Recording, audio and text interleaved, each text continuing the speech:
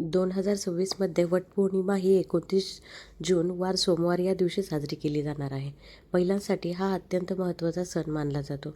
या दिवशी प्रत्येक घरातील महिला ही आपल्या पतीच्या दीर्घायुष्यासाठी, सुखी संसारासाठी हे व्रत करत असते.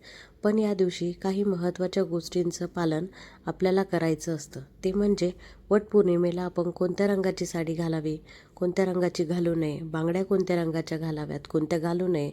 तर ऐका, लाल रंग जो पती-पत्नीमधील प्रेम वाढवतो. हिरवा रंग जो निसर्गाचा आणि समृद्धीचा रंग मानला जातो. यावर्षी हिरवी साडी, हिरवा चुडा घालायला खूप महत्त्व आहे. पिवळा रंग हा भगवान विष्णू यांचा आवडता रंग आहे. नारंगी रंग हा रंग अग्नी आणि पावित्र्याचे प्रतीक मानले जातो.